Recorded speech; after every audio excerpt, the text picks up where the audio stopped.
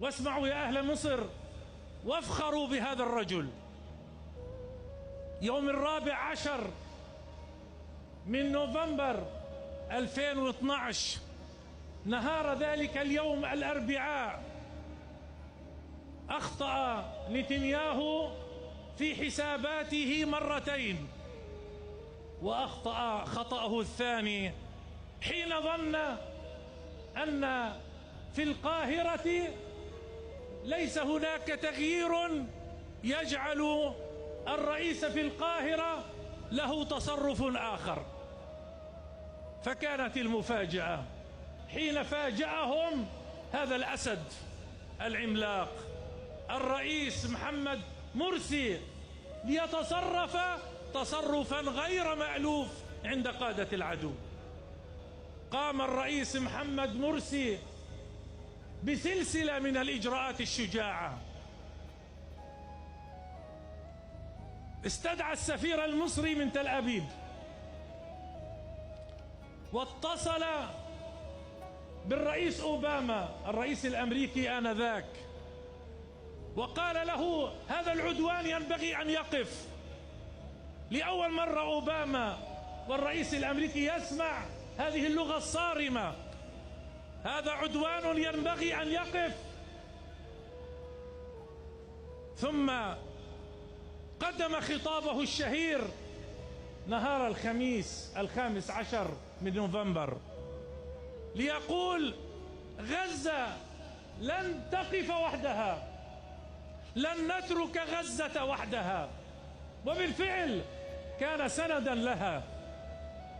تحركت المقاومة على أرض غزة بنفس الرئيس مرسي وبكل قوة مصر العظيمة. وقفت الدولة المصرية بكل أركانها وتستمد النفس والقوة من رئيسها لتقول لا لإسرائيل ولا لأمريكا، ولا بد لهذا العدوان أن يقف. ثم يرسل رئيس وزرائه هشام قنديل إلى غزة يوم الجمعة 16 من نوفمبر. يا الله، ما هذا المتغير! رئيس وزراء مصر في أول أيام الحرب يذهب إلى غزة ليقول مصر بكل عظمتها وتاريخها مع شعب فلسطين ومع أهل غزة. ثم يدعى اجتماع عاجل لوزراء الخارجية يوم السبت 17 من نوفمبر، ويقرر المجتمعون إرسال وفد إلى غزة، وزراء خارجية عرب. أتينا إلى القاهرة، هذه القاهرة التي استعادت علقها، واجتمعنا بالرئيس مرسي يوم الأحد 18 من نوفمبر، فقال لنا ما قاله للرئيس أوباما: هذا عدوان ينبغي أن يتوقف.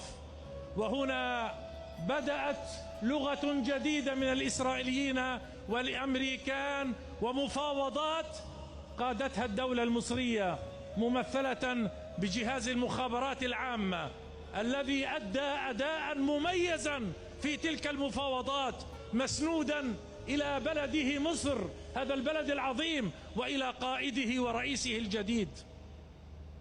وكذلك وزارة الخارجية المصرية، هذه الوزارة العريقة في تاريخها السياسي.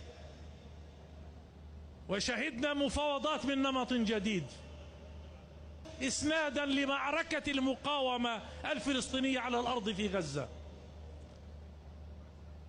فالتقطت إسرائيل الرسالة، التقطتها بصواريخ المقاومة من غزة وبصواريخ الموقف السياسي من القاهرة، فكانت مع الإدارة الأمريكية حريصة على وقف العدوان والوصول إلى وقف إطلاق نار سريع.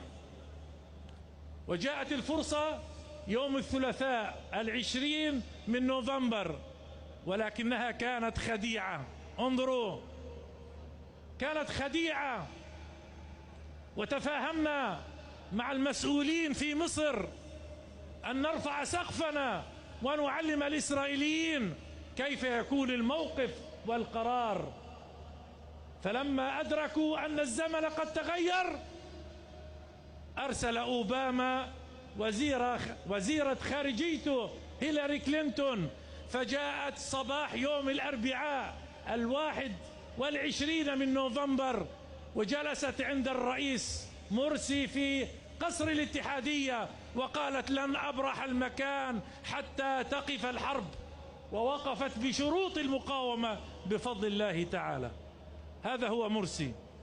هذه صفحة من صفحات الرئيس محمد مرسي، والذي أثناء الحرب فتح معبر رفح وقدم كل ما يلزم لأهلنا في غزة من مساعدة. هذه شهادة للتاريخ